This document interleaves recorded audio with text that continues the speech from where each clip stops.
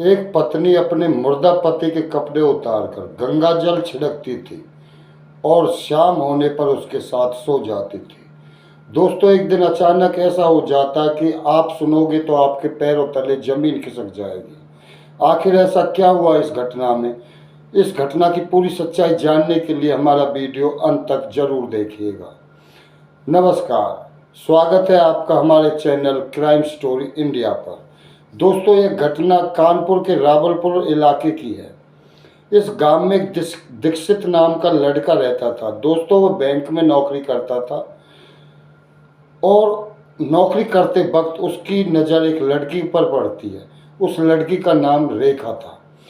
धीरे धीरे दोनों में नज़दीकी बढ़ती और प्रेम प्रसंग हो जाता है। दोनों जीने मरने की कसम खाते हैं और दोनों के परिवार भी इस बात से सहमत हो जाते हैं। उन दोनों की शादी करा दी जाती है। शादी के बाद दीक्षित की नौकरी शहर में लग जाती है और वह शहर में नौकरी करने लग जाता है। वह गांव आता है अपने परिवार को लेने के लिए कि वो भी अपने परिवार को अपने साथ रखना चाहता था। जब दीक्षित अपने माँ बाप से बोलता कि आप भी मेरे साथ चलो और शहर में रहो, लेकिन दीक्षित के माँ बाप मना कर देते हैं। बेटा, आप रेखा को ले जाओ, अपनी पत्नी को अपने साथ ले जाओ, हम गांव में ही सुखी रहेंगे, हमारा मेलजोल गांव के लोगों से है। यह सुन दीक्षित भी उनकी बात मान लेता और रेखा को अपने साथ ले जाता है। दीक्षित वहाँ एक छोटा सा मकान भी खरीद लेता है।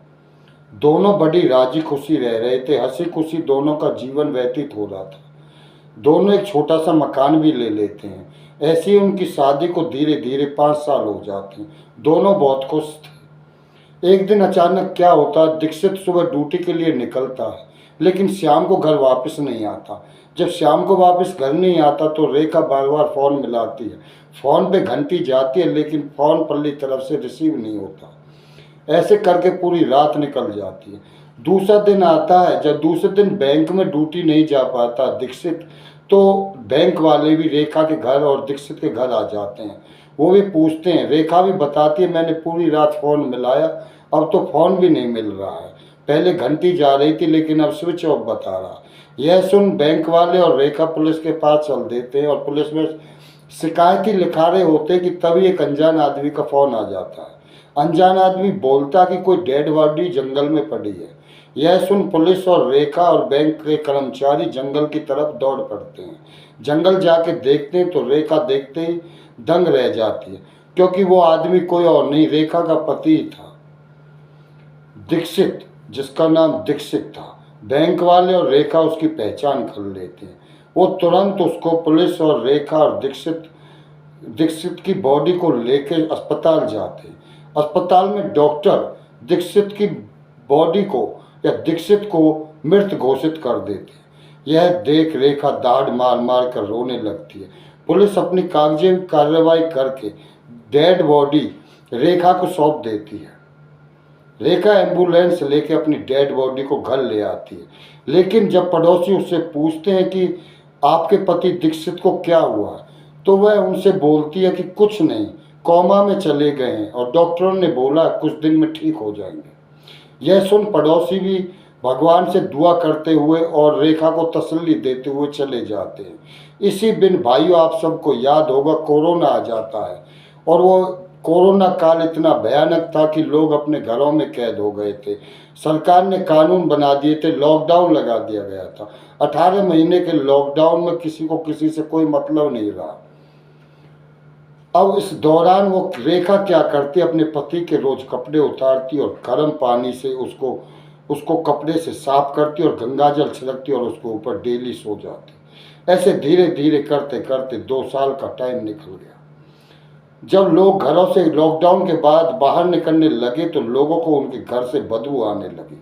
जब लोगों ने उनसे पूछताछ करी तो उसने बताया, मेरा पति कोमा में है और ना जाने क्यों बदबू आ रही है, डॉक्टर बोल रहे हैं अभी ठीक हो जाएंगे। ये बात पूरे चर्चा होने लगी थी। इसी दौरान उनके कॉलोनी में कोई डॉक्टरों की टीम आ जाती है जो कोरोना की जांच कर रही थी। जब वो डॉक्टरों की टीम आती है तो उन्हें भी वहाँ बदबू आती है और डॉक्टर भी वहाँ पूछताछ करने लगते हैं। रेखा उन्हें भी वही बात बताती है जो वो हमेशा से कॉलोनी वालों को बोलती है। डॉक्टर जब उसके समझाते कि आपका पति ठीक हो जाएगा और हम इसका इलाज करेंगे, आप बोले तो हम इसको अस्पताल ले जाएं। वो काफ़ी मना करते, लेकिन डॉक्टरों के समझाने पर वो मान जाती है और वो डॉक्टर उसको अस्पताल ले जाते हैं।